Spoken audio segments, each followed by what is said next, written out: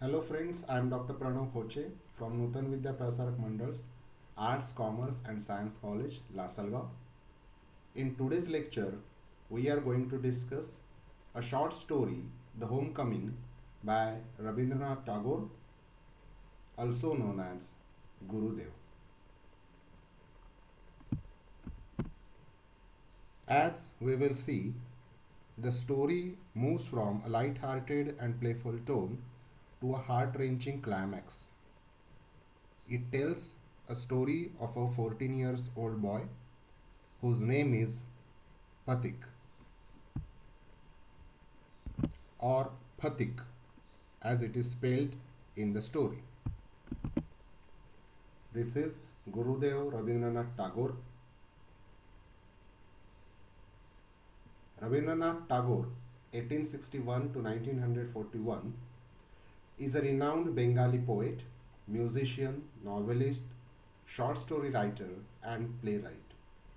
So he has almost he has almost touched every area of literature. He is also the first Asian to win the Nobel Prize for Literature.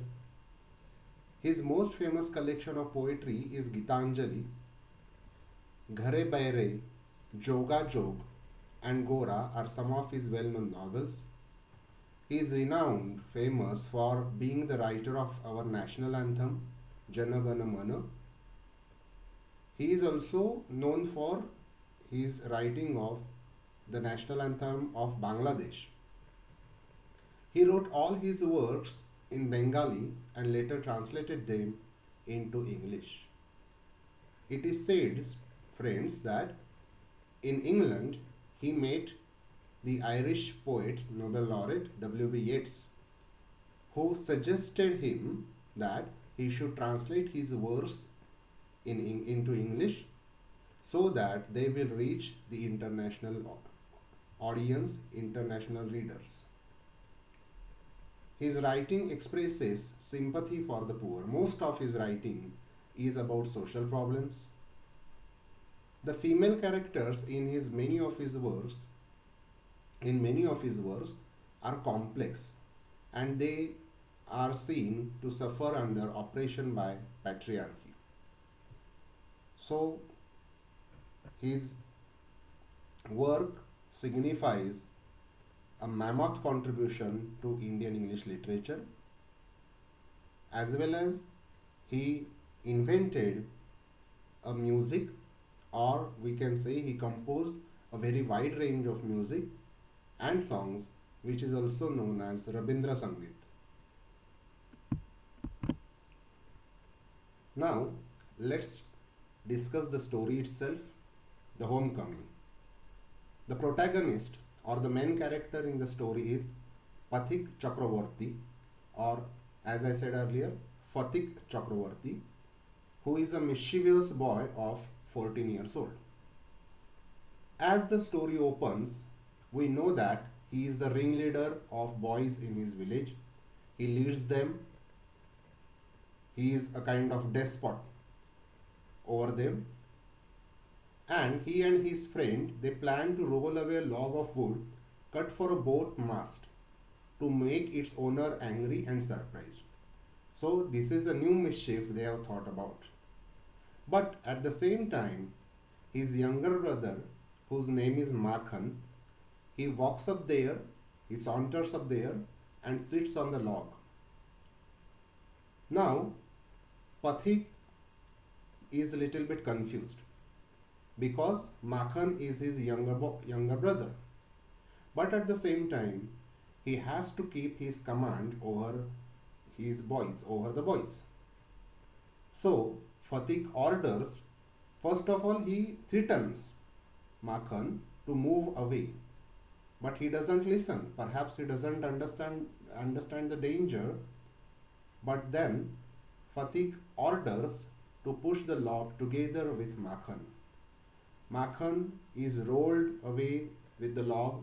He falls in the mud and obviously feels humiliated. So he runs to his brother Phatik, scratches his face, beats him and moreover goes home crying. Now Phatik is little bit afraid. He knows what might come after this.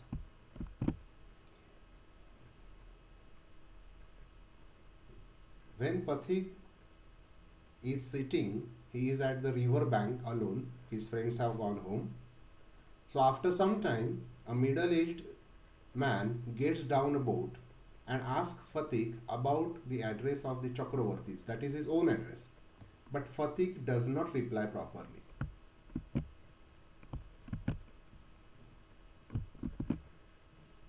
Phatik just answers to that middle-aged man that it is over there, and he gestures at a direction which he is not sure of. So obviously the middle-aged man goes away. Then a servant from his house, from Phatik's house, comes to the river bank and carries Phatik home. Phatik tries to resist, but obviously he cannot do anything, he is just a boy.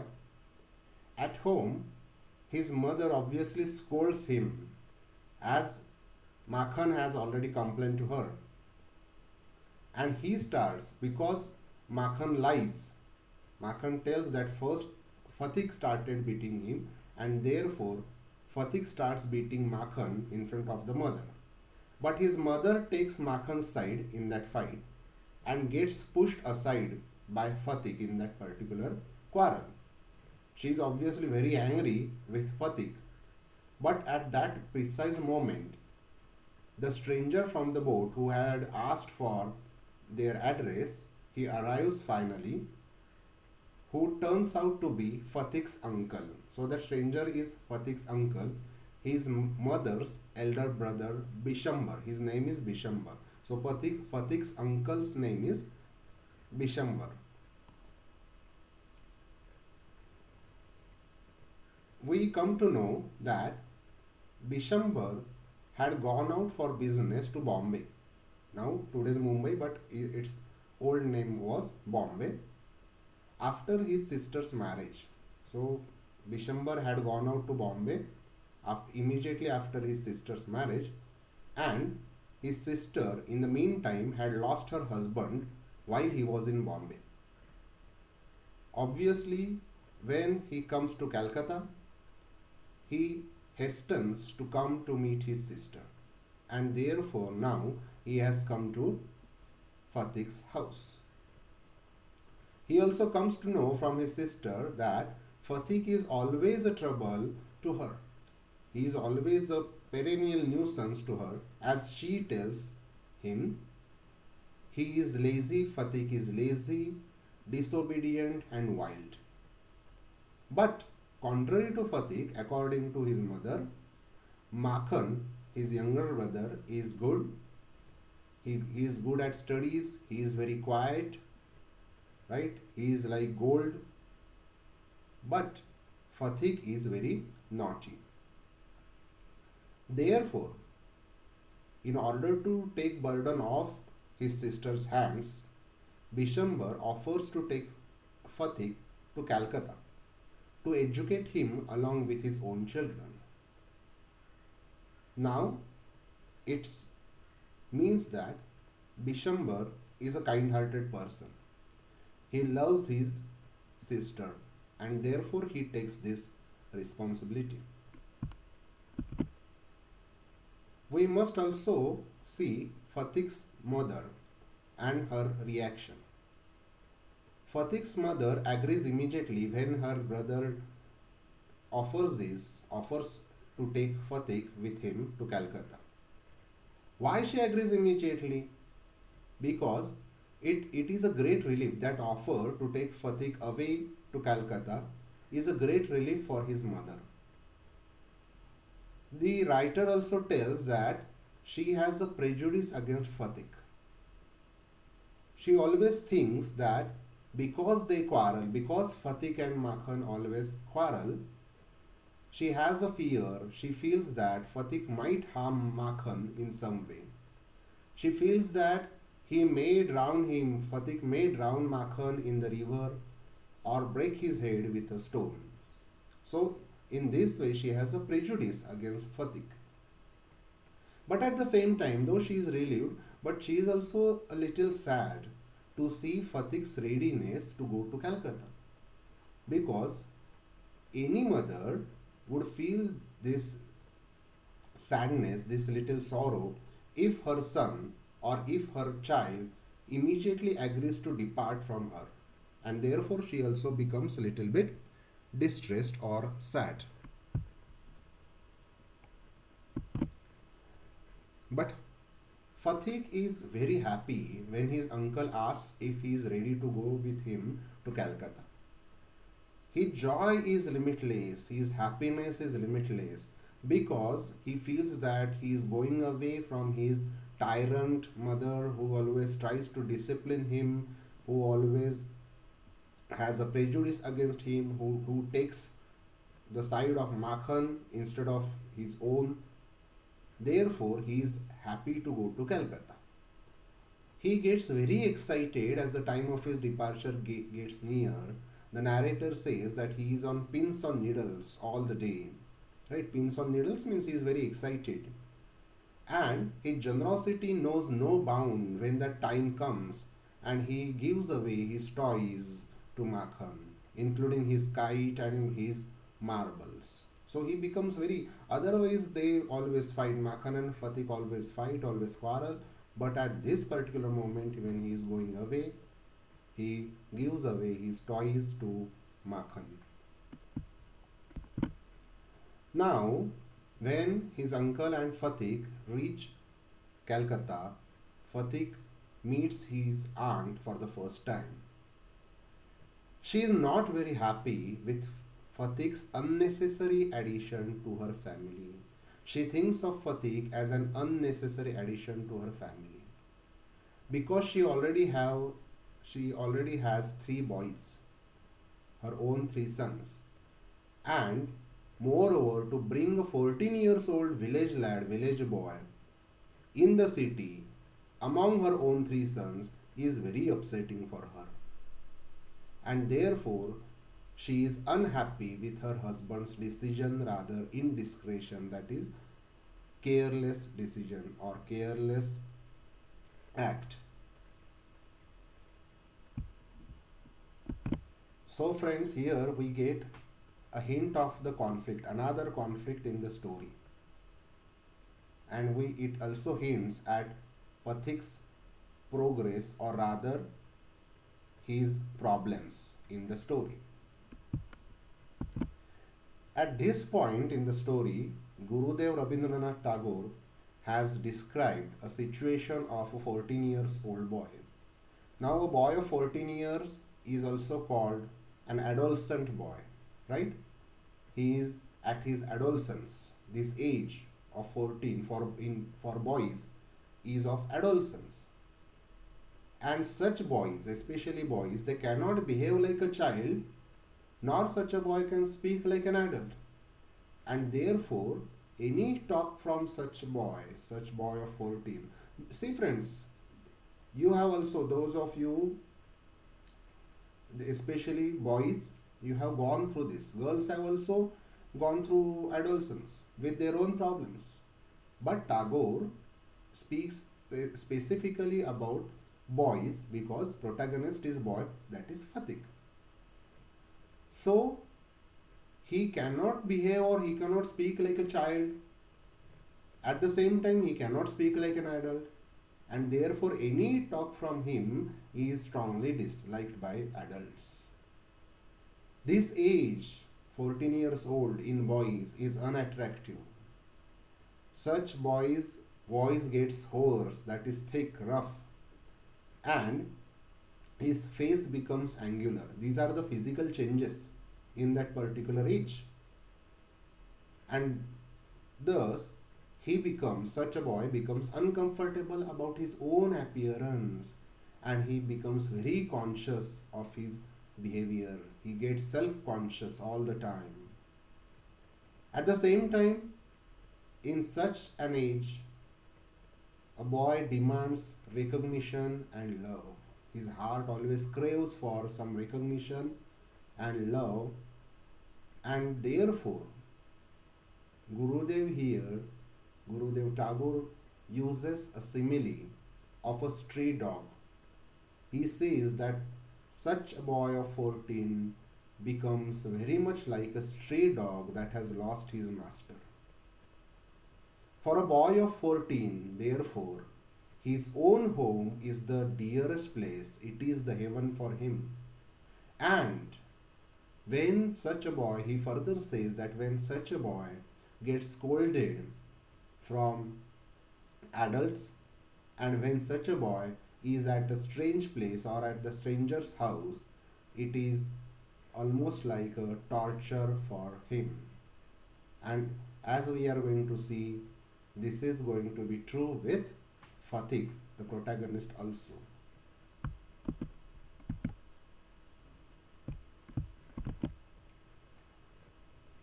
So, Phatik's condition at his uncle's house is not very good. Rather, it is quite miserable.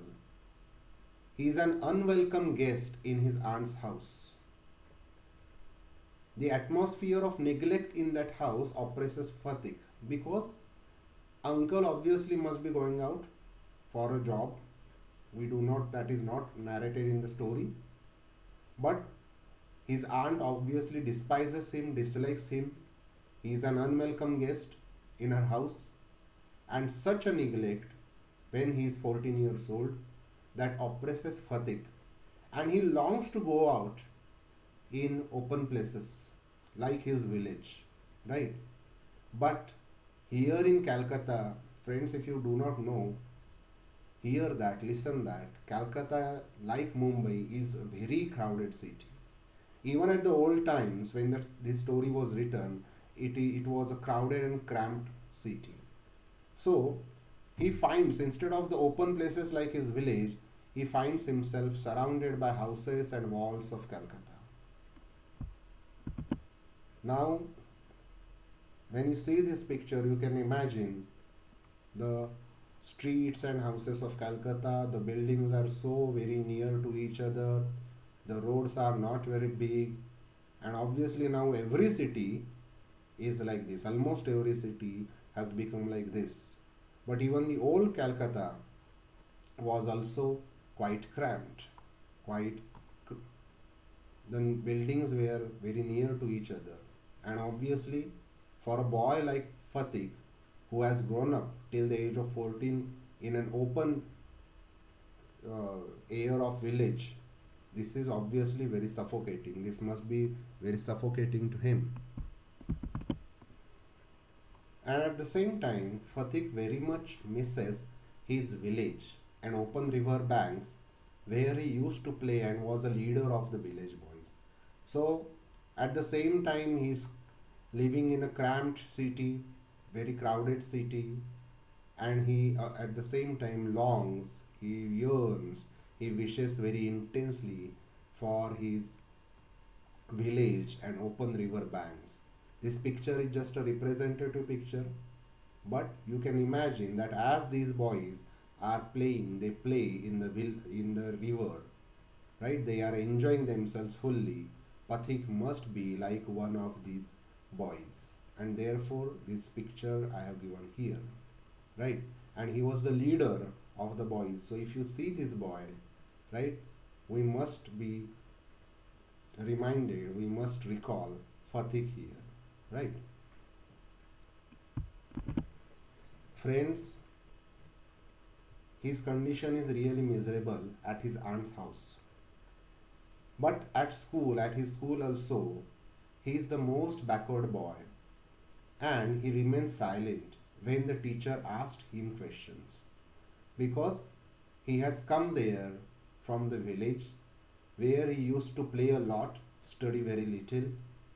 And imagine yourself that if a village boy suddenly goes to school in a city, in a very modern school, then his condition will not be very good, because there is not only the change of educational system or education, but also the atmosphere, the boys around him, they are all urban boys, and therefore he must be quite backward in comparison with them.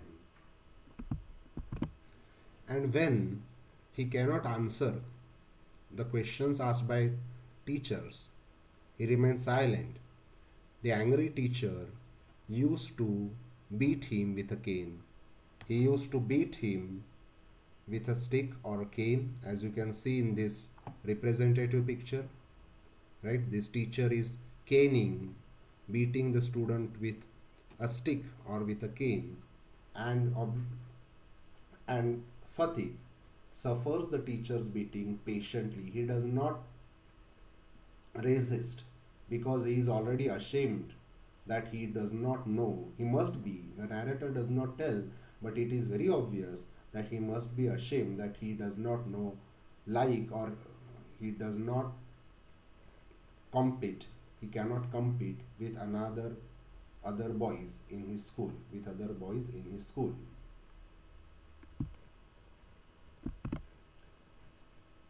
Now Phatik starts longing for his home, his village home. He also starts yearning for his mother. Though she is a tyrant, that is, she is always bent on disciplining him, always punishes him, takes side of Makhan's side. But after all, she is his mother, and this 14-year boy, as Gurudev describes that age like a calf, in that particular age, that boy of 14 years longs for love, longs for his mother, as a calf yearns for, misses his mother, that is a cow. And therefore, the situation is quite wretched, is very bad for a Phatik. He is longing for his village, that open atmosphere, and most importantly, he misses his mother very much. And therefore, one fine day, he asks his uncle that when the holidays will come, right? But his uncle replies that he cannot go home till the holidays, and holidays are due in November. The holidays will come in November, and that is right. So, Phatik knows that by now holidays will come in November. Till then he cannot go home. This is his restless situation. In such a sad state of mind, in addition to all these predicament, he loses his lesson book. Phatik finds it difficult to prepare for lessons even with the help of his books, right? Because he is quite dull. He finds himself quite dull in comparison to his schoolmates, and he makes it very difficult. The condition makes it very difficult for him. It becomes impossible for Phatik to study and prepare for his lessons.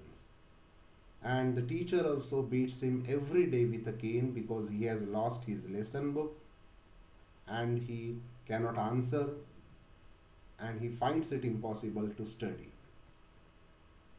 You imagine if in your school, if you ever lost your book, then the teacher would at least ask you about that lost book.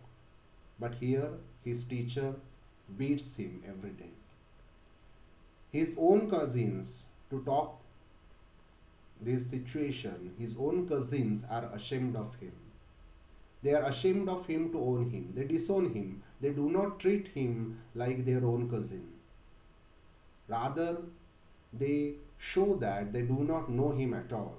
To other schoolmates, they show as if he is a stranger to them. And you can imagine, friends, that such a situation for Phatik must be very sorrowful, must be very poignant. At last, out of all these difficulties, since all this difficulty starts because he loses his lesson book, he tells his aunt. And his aunt, instead of giving him some kind of consolation, scolds him. She scolds him and tells that she cannot afford to buy him new books every month or 5 times a month. We know that in the story we do not see any incident earlier that he has lost his book. But his aunt already dislikes him. He is a kind of burden for her and for her family. And therefore, when he loses his lesson book, she says that she cannot afford to buy him new books 5 times a month. In such a miserable state of mind, when he feels lonely, his aunt scolds him. So, in this situation, while he is returning from school, Phatik has a strong headache and he also gets a fit of shivering. So, headache and shivering is a sign of malaria. If anybody has strong headache and a very strong fit of shivering, generally it can be malaria, generally, right? So he feels he's a 14 years old boy, so he obviously knows that he is going to have an attack of malarial fever. Now, any boy, any child, or any person at this condition would go home immediately to take rest.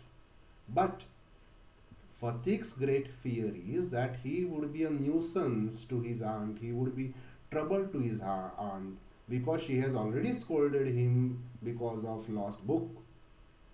And he feels that if he tells his aunt about his headache or his fever, it will be really a trouble to her. And in that way, the next morning, Phatik is not seen anywhere. Now, friends, the story turns towards a difficult turn. So, Phatik is not found by anybody. Finally, Bishambhar asks the police for help. And on the same evening, two police constables bring Phatik in their arms. He is completely drenched, he is completely wet, and Phatik has high fever. His uncle obviously is shocked. He carries him inside the house. But look at his aunt. His aunt exclaims that he has been a great trouble. Phatik has been a great trouble to her and her family, and he should have been sent to his home. Even in that feverish condition, even in that illness, Phatik hears her words and he replies that he was going home but the police brought him back. He tells his uncle, "Uncle, I was going home but they dragged me back." Obviously, his aunt's her words, they hurt Phatik very much.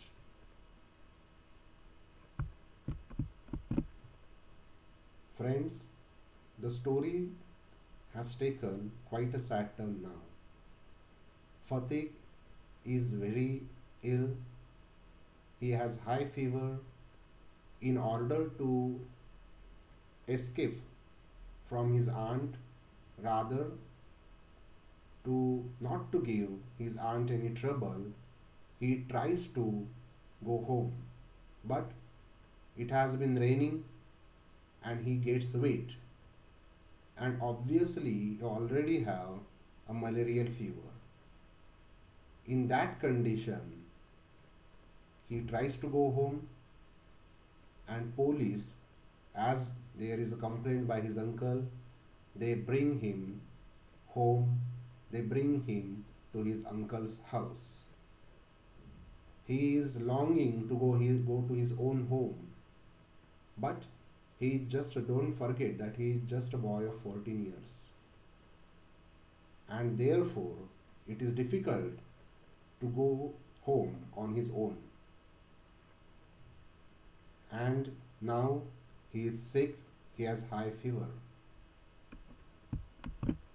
As the fever gets very high, Phatik becomes delirious. Being delirious means a person start muttering, that is speaking very incoherently, unrelated things, irrelevant things in the unconscious state of mind, rather the unconscious state. The person is not conscious, fully conscious, only half conscious or unconscious, but in that particular state, he starts muttering something irrelevant or whatever in his mind he remembers, he starts uttering that, speaking that. And it generally takes place due to some serious illness or due to fever. So this delirium is generally quite dangerous. This is a quite dangerous and critical sign. In that particular state of delirium, he asks his uncle Bishambhar if the holidays have come. He is longing for holidays. We know that earlier, some days ago, he had asked his uncle when the holidays will come. And his uncle has told him that the holidays won't come until November. So he cannot go home until November. Till November, Phatik cannot go home. But in this state of delirium, he asks his uncle again if the holidays have come. He feels that holidays might have come. Bishambhar, friends, he is very kind person. He has affection for his nephew, for his sister's son. And therefore, he becomes very sad due to Phatik's pitiful condition. Phatik keeps muttering throughout the night. His state has become, his condition has become very critical. And he keeps muttering, he keeps the condition of delirium throughout the night. And his condition worsens. The next day he becomes conscious for a short time. He is not delirious now, he is not unconscious now, but only for a short time. He gains his consciousness for a very short time and he looks around his room.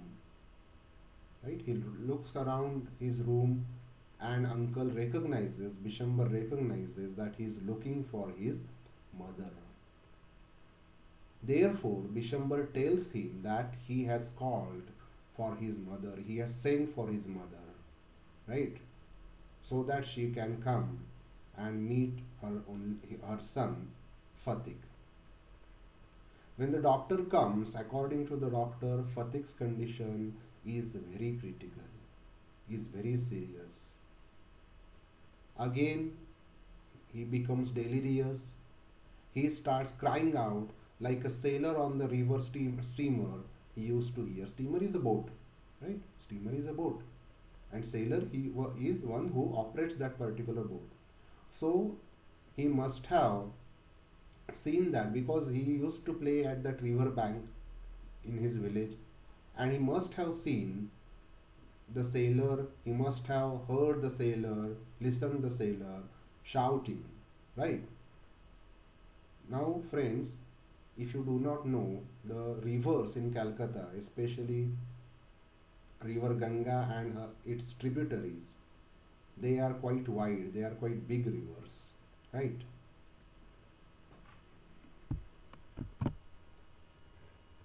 So what does he shout?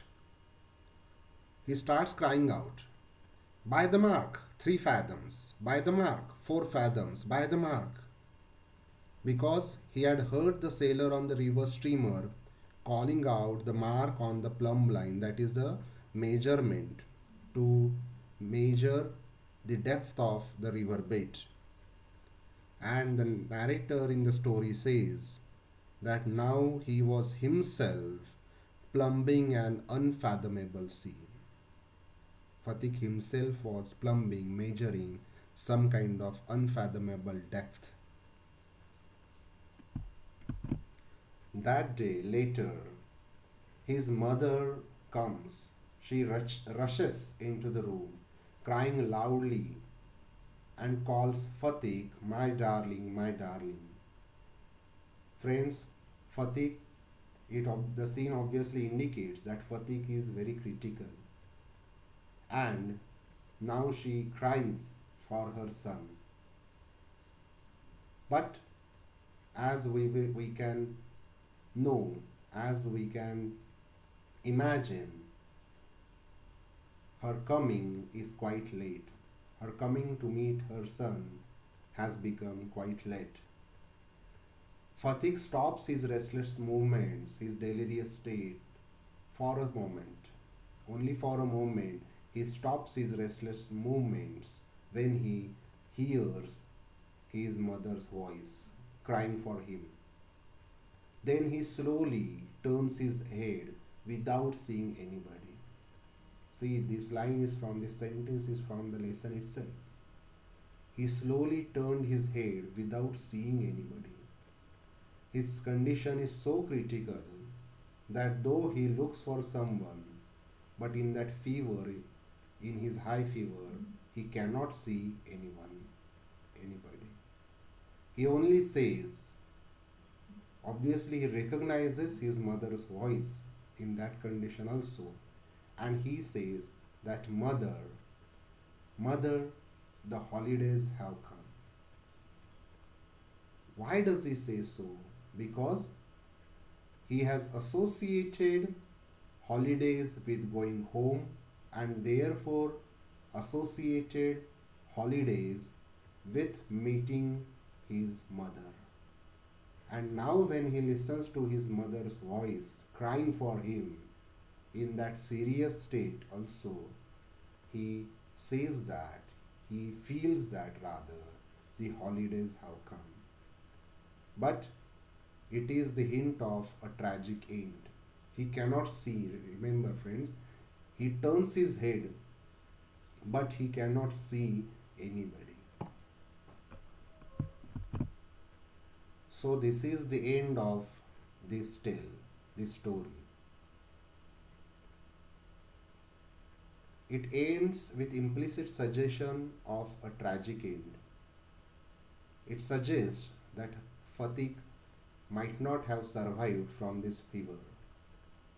Though the author himself hasn't given an end to the story, deliberately, Gurudev Rabindranath Tagore, hasn't given a definite end. But Phatik's condition obviously suggests that he might not have survived his fever. He might have succumbed to his fever. He might have died. Phatik's life becomes miserable when he comes to Calcutta. He cannot get affection or even sympathy in his uncle's house, because we know that his cousins jeer at him, they are ashamed of him, and his aunt, from whom he expects some affection, at least a kind glance, she dislikes him. Bishambhar is seen as a kind-hearted man, but his wife and children treat Phatik very callously. His condition is equally pitiful at school, where he lags behind than the city boys. At the same time, he misses his village and his mother. This story is a poignant story of an adolescent boy, and it takes a worse turn by his aunt's scolding. How the life of this adolescent boy takes a worse turn by his aunt's scolding. His final utterance about holidays, that mother, holidays have come, that utterance becomes very heart-wrenching, as it gives another meaning to holidays. Friends, here holidays may suggest, through the context, the end of Phatik's life. The title, The Homecoming, is therefore tragic, as well as ironic, because Phatik longs for his home. He yearns for his home. He wishes very strongly to go to his home, but he never gets there. He tries to go home because he is afraid that his illness would be a nuisance for his aunt.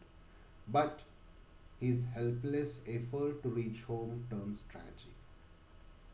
Friends, I hope that you have understood this story. I won't say you must have enjoyed this story, but this story must have made you thoughtful. Its story tells us that value what you have. Phatik understands the value of his village. He understands the value of his mother's love, affection when he is away from her. Obviously, he is a young boy. He is just a child of 14 years. And while readily going to Calcutta, he does not comprehend what might happen. The story would have taken rather, a happy turn if his aunt behaved with him very kindly, if she would have given him some affection. But these are all ifs and buts.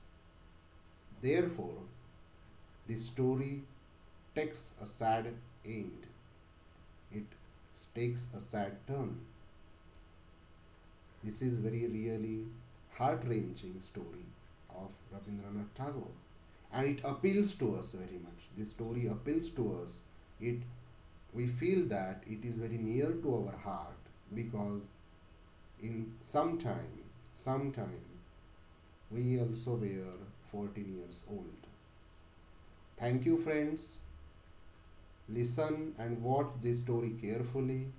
If you find any difficulty, you know to contact me. So contact me for any difficulty, for any problem. Till then, see you. Thank you very much.